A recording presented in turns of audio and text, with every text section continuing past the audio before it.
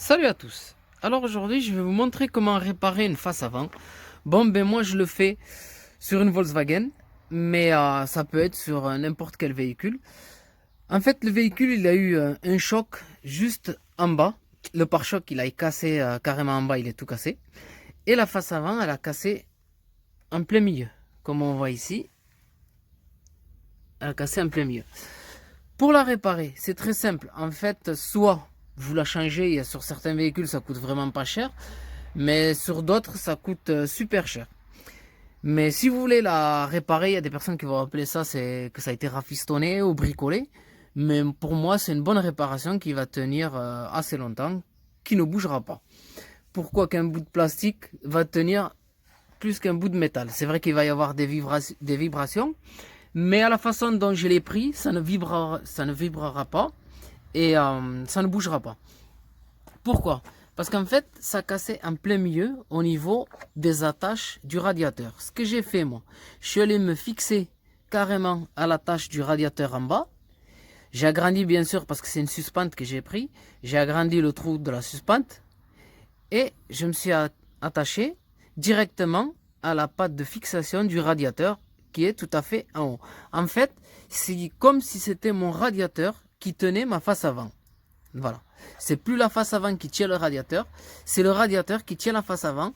Et du coup, ça fait un ensemble. Ça maintient et ça fait un ensemble. Moi, je croyais qu'elle allait pouvoir bouger comme ça.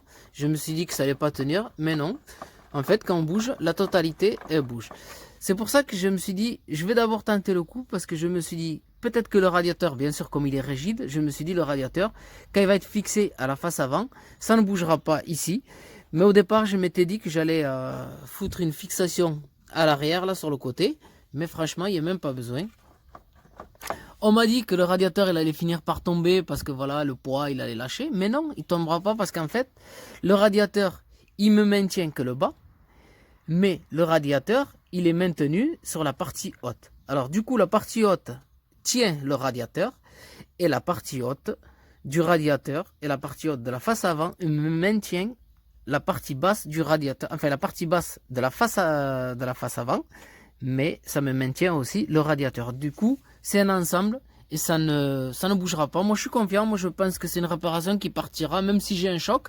Ça va bouger. Il suffira juste que je redresse la suspente et c'est reparti. Moi, je pense que c'est une réparation qui va durer très longtemps. Ensuite, bon, comme la face avant, elle a cassé carrément un petit bout parce qu'il y avait une fixation qui tient au niveau de... En fait, c'est la partie rigide métallique qui vient ici et il y a une fixation qui vient ici. Comme on voit ici, moi j'ai fait le trou à l'emplacement et du coup j'ai fait le trou derrière. Je vais mettre un boulon derrière et avec un écrou j'irai chercher directement au niveau de la patte et j'irai fixer carrément en bas. En plus, voilà, deuxième fixation qui va me maintenir la face du bas, qui va me la maintenir, en fait, c'est la partie rigide métallique qui se trouve ici. Voilà, et on voit le boulon, il est là. Celui qui va me maintenir, il va venir directement là, ça va être attaché, ça tiendra par là, ça tiendra le bas, il sera tenu par le haut, et le haut, il est tenu par le haut de la face avant. C'est une réparation, en fait, si vous avez un souci comme ça, avant d'acheter une face avant, surtout ça coûte cher si vous avez une face avant sur une vieille voiture qui coûte 40 ou 30 euros ou même 50 euros. Si vous avez envie de la changer, changez-la. Mais si vous voulez la réparer, vous prenez une suspente, vous faites comme moi. Voilà, moi j'ai découpé. Et n'hésitez pas à choper directement. Pas à choper par exemple dans un trou comme ça. Si je vous dis dévisse le... En fait, on va y aller. Moi je l'ai chopé directement. Voilà, on va le lever de l'autre côté. Sur la partie métallique. C'est une partie qui est, c'est une genre de rondelle qui est métallique et ça tient directement sur les pattes du radiateur arrière. Voilà, vous fixez directement sur les pattes du radiateur et normalement vous n'aurez pas de soucis. Voilà, en fait moi ça tient là, là. Ici on regarde de l'autre côté, c'est celui-là et c'est lui. Du coup il y a la vis à côté que je vais faire pour mettre la partie rigide qui va tenir ici. J'ai repris la vidéo juste pour vous montrer. Ça tient là-haut, ça tient en bas. En fait, mon trou que j'avais fait, il était pas bon. Parce que comme c'était en biais, moi j'avais calculé, il y avait l'emplacement. Du coup, j'ai refait un autre trou juste au-dessus.